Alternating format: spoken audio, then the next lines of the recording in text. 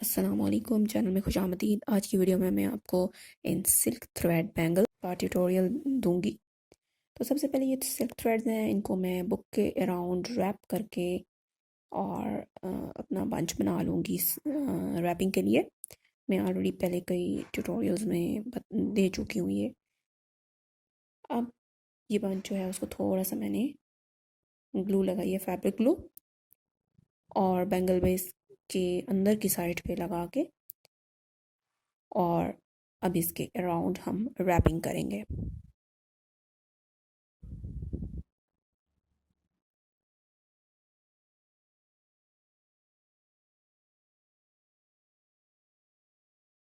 ज़ाहिर है जितनी थिक बैंगल बेस होगी आपको उतनी ही ज़्यादा सिल्क थ्रेड यूज़ करना पड़ेगा। तो ये जो फर्स्ट बैंगल मैं बना रही हूँ ये बिल्कुल सेंटर में आएगा क्योंकि ये सबसे चौड़ा है। इसके अलावा जो दूसरी बैंगल बेसेस इस्तेमाल करूँगी वो भी मैं साथ साथ दिखाती रहूँगी, और जो मटेरियल्स यूज़ होंगे उनका भी बताती रहूँगी। तो इसी तरह हम एंड तक ले आएंगे इसको। और बाय चांस ये थ्रेड भी ख़त्म हो गया है बिल्कुल थोड़ा सा पहले ही, तो मैं आपको बता देती हूँ कि दूसरा थ्रेड आप कैसे अटैच कर लेते होते हैं साथ में। तो ये कुछ इस तरह से, पिछला थ्रेड मैंने इस तरह रख दिया और न्यू थ्रेड मैंने अंदर, और अब जो रैप कर रही हूँ तो लास्ट जो एंड था वो भी खुद ब खुद इसके अंदर एडजस्ट हो जाएगा। और आखिर में फैब्रिक ग्लू लगा के उसके बाद एक्स्ट्रा को मैं काट दूँगी और बाकी जो है थोड़ा सा रहने दूँगी और उसको इनर साइड पे मैं ग्लू की मदद से चिपका दूँगी। तो इस तरीके से आप रैपिंग कर सकते हैं, चाहे चाहे बैंगल बेस चौड़ी हो या छोटी हो, एग्जैक्टली सेम मेथड से।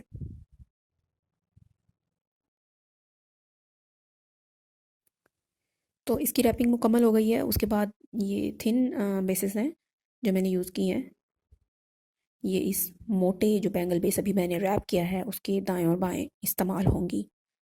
तो इनकी भी जल्दी से मैं रैपिंग दिखा देती हूँ। मेथड एग्जैक्टली सेम है। आप ग्लू लगाएंगे, अंदर की तरफ उसको अटैच करेंगे, और थिन की तो रैपिंग बहुत आसान होती है, बहुत जल्दी से हो जाता है। तो बस आपने उसको कस के रखना है कि ढीला ना हो। जब थ्रेड ढीला हो अगर, तो मुझे बहुत बुरा लगता है और बिल्कुल वो नीट नहीं लगता है। तो इस तरीके से आप करते जाएंगे। और ये आप देख सकते हैं कि ये लाइट पिंक कलर है, ऑलमोस्ट बेबी पिंक है ये। और उसके अलावा मैंने टोटल 3 शेड्स यूज़ किए हैं। एक ये बेबी पिंक है, एक शॉकिंग पिंक है, और एक इन दोनों के दरमियान का शेड है। तो अपनी ड्रेस की मुनासबत से आप कोई भी कलर यूज़ कर सकते हैं। यही मज़ा है हैंडमेड ज्वेलरी का कि आप अपनी मर्ज़ी का कलर, अपनी मर्ज़ी का डिज़ाइन क्रिएट कर सकते हैं। तो ये एक्स्ट्रा को हम काट देंगे और एज को जो है अंदर की तरफ चिपका देंगे।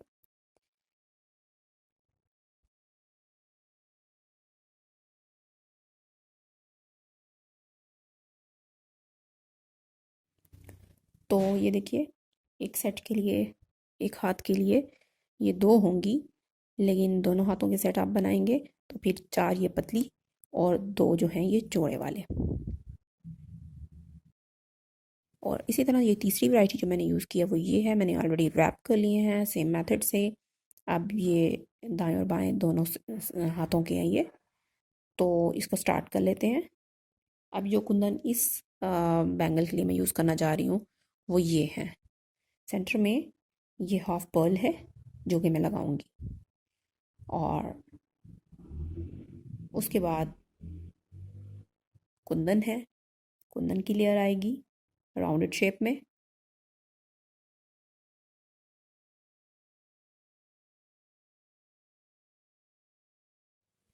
तो इसके बाद जो है ऊपर और नीचे मैंने ग्लू लगा लिया, आप देख सकते हैं 3-3 कुंदन लगेंगे। ये आई शेप कुंदन हो गए।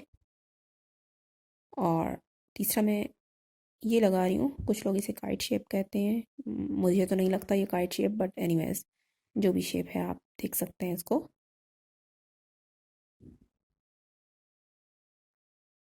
तो इस तरीके से ये अब एक यूनिट समझ लें ये है।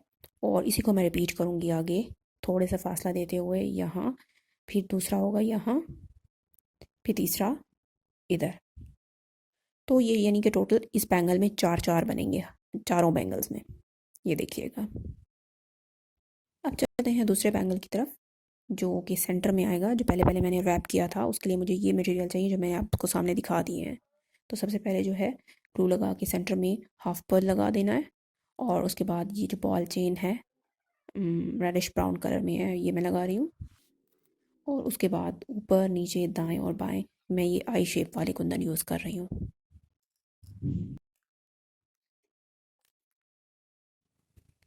और अब इनके बीच में एक एक राउंड शेप आ जाएगी।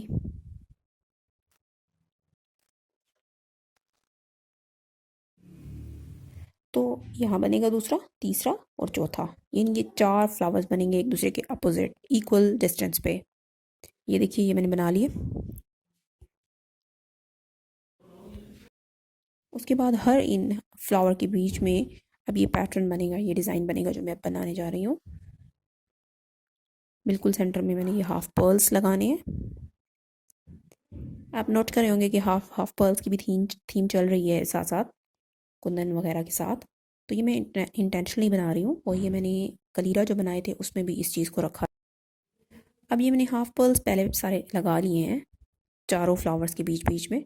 अब मैं आपको एक यूनिट का बता देती हूँ कि ये कैसे हमने डिज़ाइन करना है। तो इस हाफ पर्ल की यहाँ पे मैंने बॉल चेन लगाई है, फिर ये दबका स्ट्रिंग है जो एग्जैक्टली जाहिर है कि सेम साइज़ में होनी चाहिए।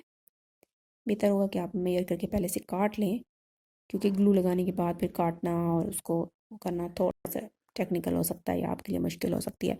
फिर ये पिंक कलर में ही नक चेन है, और उसके बाद जो लास्ट है वो दबका स्ट्रिंग।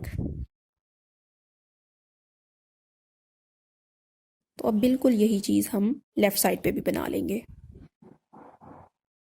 बाय द वे, अगर आप सिल्क थ्रेड ज्वेलरी के शौकीन हैं तो आप मेरे चैनल को ज़रूर विज़िट कीजिए और उसकी प्लेलिस्ट चेक कीजिएगा, जिसमें मैंने ऑलरेडी काफ़ी सारे बैंगल्स के डिज़ाइन दिए हैं, और आपको इयररिंग्स मिलेंगे, बहुत सारी चीज़ें मिलेंगी आपको सिल्क थ्रेड ज्वेलरी से रिलेटेड। और सिर्फ सिल्क थ्रेड ज्वेलरी ही नहीं है, और भी बहुत सारे वैरायटीज़ की ज्वेलरी है। आपको बीटेड ज्वेलरी मिलेगी, आपको प्योर कुंदन ज्वेलरी मिलेगी, तो बहुत कुछ आपको मिलेगा। तो बाकी ये जो यूनिट था, अब यही यूनिट बाकी भी हम रिपीट कर लेंगे और अपने इन बैंगल्स को मुकम्मल कर लेंगे। अब हम चलते हैं बैंगल की तीसरी टाइप की तरफ। तो ये जो तीसरे बैंगल हैं जो कि थिन वाले थे, उनके लिए यही सिर्फ मैं नग चेन यूज़ कर रही हूँ और शॉकिंग पिंक कलर में सिल्क थ्रेड यूज़ करूँगी, दैट्स इट। बिल्कुल सेंटर में मैंने ग्लू लगा दी है, और खोल कर ये नग चेन लगा लेनी है। अमूमन तो मैं नग चेन लगाती हूँ ना, उसकी ये स्पेसिंग्स को मैं खोलती खुला नहीं रहने देती, लेकिन यहाँ पे आपने खोल खोल के लगानी है, जितनी उसकी स्पेस है वो स्पेस बनी रहे। तो इस तरह ये ग्लू करने के बाद अब मैं ले लूँगी एक shocking pink bunch silk thread का, जैसे हम बनाते हैं, लेकिन इसके राउंड्स मैंने थोड़े लिए हैं, सिर्फ 10 राउंड्स लिए हैं। नॉर्मली जो मैं रैपिंग के लिए बंच ले रही होती हूँ उसमें मैं 20 से 25 तक, depending on the thickness of the thread, 20 से 25 तक मैं राउंड्स लेती होती हूँ। लेकिन यहाँ मैंने सिर्फ, मुझे पतला सा बंच चाहिए था, तो सिर्फ मैंने 10 थ्रेड्स लिए हैं और उनका बंच बनाया है। देखिए जो हमने स्पेसिंग छोड़ी है, वो बीच में जो नक चेन की स्पेसिंग आ रही है, हर स्पेस में से हम इसको गुजारते जाएंगे।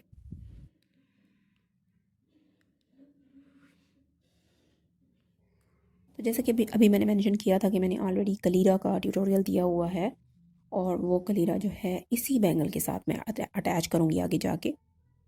तो उसके लिए हमें एक रिंग भी यहाँ अटैच करना है, ताकि उसके साथ हम उस कलीरा को लेटर अटैच कर लें। तो अब यहाँ पर मैं रिंग अटैच करने जा रही हूँ, जो सिंपल जंप रिंग होता है।